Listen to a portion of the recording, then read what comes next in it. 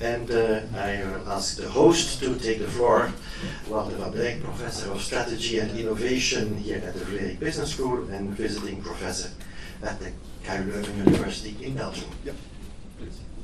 Thank you, Mark. So before this formal session, I would say we have always have like a pre-convention meeting. Where I have highlighted an initiative that we take here in the Healthcare Management Center to study, let's say, the use of real-world evidence. We initiated this question in Berlin last year, actually 1 year ago, exactly 1 year ago, where we said like, well, there is this controversy, if you want. If I on this rather busy slide on the left-hand side, so there's quite some publications on the fact that, well, real-world evidence doesn't really add value to RCTs. So RCTs, which are the gold standards, we all know. There you go. Okay, so that's. But now, what do we see? Well, we see that in practice, that in more and more circumstances, we have to rely on real-world evidence. So what do we do with this? So that's one element. The second element, well, that's the main element. And so now, what is this now? What can this be useful for? Well, obviously to judge the uncertainty, the remaining uncertainty that you have when launching a certain therapy. But secondly, to deal with this uncertainty, well, probably I'm an economist in the end, and you're in a business school, so that means that basically, well, maybe something has to be done about payment, right? So, and maybe we should move more, or real-world evidence could allow us to move more into what we call advanced or adaptive payment models, and that is what we want to investigate in this project. Now, where it gets interesting, I guess, is that to shape this thing up, we invited yesterday morning. You see on the right-hand side now. On the right-hand side, you have this paper that maybe. Who knows this paper? You know this paper? Voilà. So there's quite some people who know this paper. So you recognize here somebody who is not in the room now. So Beate Wiesler, Matthias, Thomas Kaiser, Frank. So I know quite some of these people. So and there's like Matthias Net, who was yesterday with us to discuss this paper and to give his opinion on on the use of real-world evidence. Let's say. So I think we had an interesting discussion. So on what should be done about this. If you want that, you ask some critical questions, so it's always good. I think that there are some points of alignment that we reached. First of all, so about this discrepancy between real-world evidence and RCTs. So Matthias also mentioned this paper, but I highlighted other elements, and he highlighted in his presentation. So what I highlighted in the presentation was that they said here, well, notably to our knowledge, no study to date has used the most sophisticated observational method, target trial simulation, and we encourage future researchers to examine this question. Here I am, that's what I'm going to do. So I'm going to use this target trial simulation model to analyze the real-world evidence, to study to see like what is the level of uncertainty that we can map, that we can use, let's say, to study the outcome, and secondly also to inform adaptive payment models. That's essentially what we want to do. Do we have to do this? Well, I think that's a second point of alignment that I see from this paper. You see the FDA here, and you see the EMA here. So the FDA is, apparently also accepting real-world data. In the EMA, we do see that it's we have Darwin as an initiative, but what Darwin, let's say, is more disconnected, I would say, from RCTs. And I think that's the second point of alignment that I see with the regulator, basically, is that probably we'll need to study to what extent RCT data that have been captured upfront can be complemented or can be adjusted by real-world evidence that is being captured in what? Well, in coverage with evidence development. So I think so being in this domain, I did my PhD at the time, studying the innovation process, the R&D process, and at the time we said, like, when you are done, and then you go to market. Well, we see more and more, and in this sector specifically, we see that it's not done.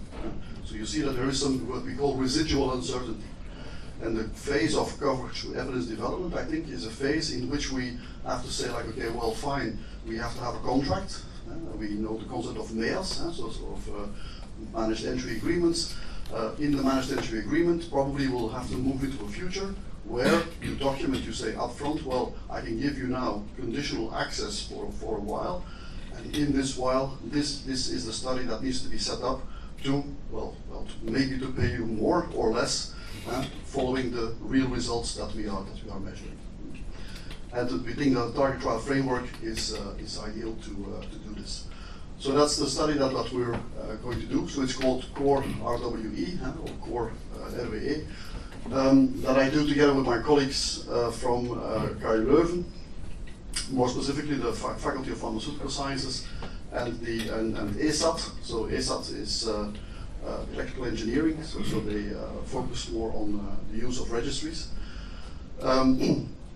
With them, I'm going to, there's two options. So one option is to use real world evidence from data registries, but we would also work with a disease model generator. So disease model generator, so that we can decouple, let's say, from the real world evidence, and that disease model generator will be done by my colleagues from ESAT.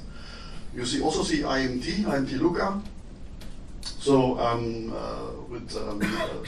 based in Lucca, basically. So IMT is a Institute for the Management of Technology. It's a research university in Italy, where I work with Massimo Ricaboni. They are very good econometricians. So with them, I'm going to use causal machine learning to fill in the target trial framework. That's essentially what I'm going to do. So two main objectives, let's say, to establish evidence thresholds and identify scenarios where this real-world evidence-based causal inference can reduce evidence uncertainty and acceptable levels for market access, and to develop a real-world performance-informed adaptive payment models. That's essentially what we want to do, both in the pharmaceutical sector, let's say, also in medicines and in medical devices. In medical devices, so there we're exploring in orthopedic surgery a case where we would see, like, okay, well, you have the combination, first of all, the diet, the surgeon together with the robot and the device, and then you have the, let's say, the follow-up of the patient over a certain period of time. So how do we translate this into payment? How do we translate this into approval? And then on the let's say on the pharmaceutical side, so there we're looking at two cases. One case is a CAR-T, so a CAR-T, and another one is it's like probably going to be efgartigimod, so from argenx, which is let's say a longitudinal therapy, if you want, so where you have to adapt your prescription during the certain lifetime. So that's a longitudinal. So there we would apply the target trial framework, not in a one-off, let's say, framework, but in a longitudinal framework. So that's the idea. So and obviously, so and that's the other thing. So we're looking for funding now. That's the. But we're all set up to go. Well, j'ai dit. Yes. Sure, yeah. Congratulations for this proposition. It's great. That will be thing that will be in the medium short term, but no problem. No problem. The thing is that we have the Normally it's okay. Yeah. So we have the idea of European health data space is to share information about patients, about data, and about the research of medicine and device. So in the long term, we will be able to use European health data space data in different countries to assess in real time the effect of drugs and devices, and that will be incredible for Europe. absolutely. I mean, in this this health data space, I think in the context also of CAR-Ts, in the context of orphan diseases that we have more and more, if you're living in a country like Belgium, where we maybe have like 10 patients or so, well, you cannot do anything. You can use whatever statistical method that you want. You'll always have a lot of uncertainty. So there I think we have to go for this transnational European thinking to make this happen. And there I want to develop methods that say that can make this happen. If we arrive to a European agreement. Yeah, yeah, exactly. So that's the one Europe, if you want.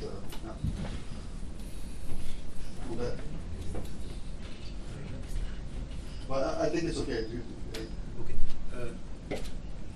I have a question on the methodology Yeah. you're using. Are you using a statistically driven methodology or an AI-driven methodology?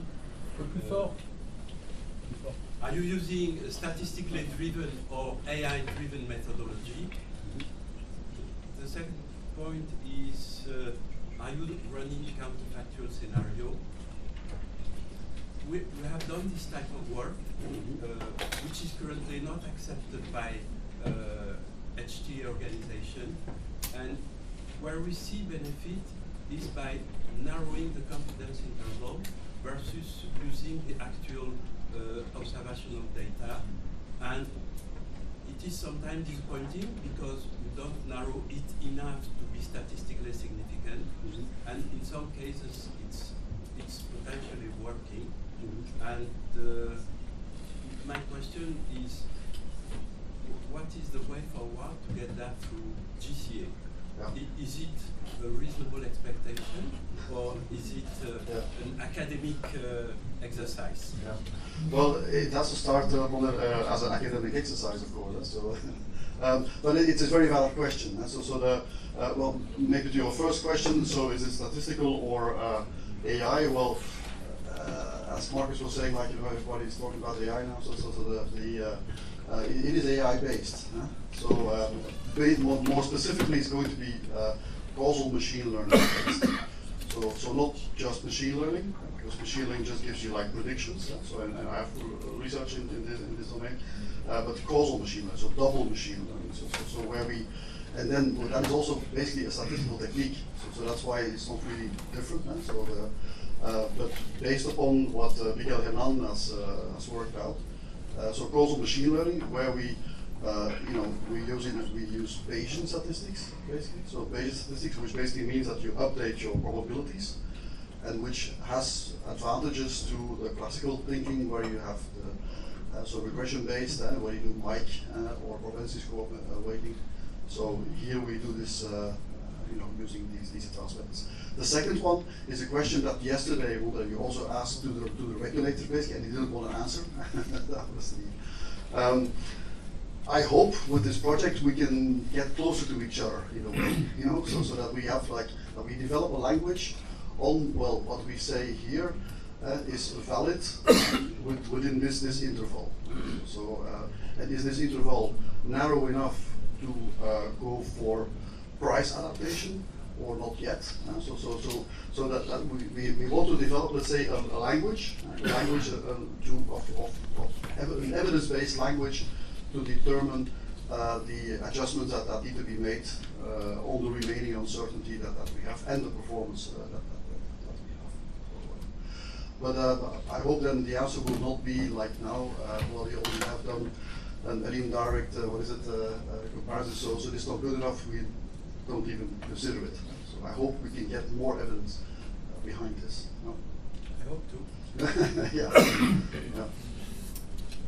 Anne had a question, Anne Willemsen online to Dominic previously, and let's check with Anne perhaps if she still wants to raise a question. I don't know if she hears me, if she can hear me without my. Maybe if you speak in the microphone. I hear you, but it's okay, thank you. Okay. Wow. Okay, thank you. Thank you to the three speakers, Marcus Garden, Dominic Oder, and yourself, Walter, and I give the word to Elaine for the next step here today.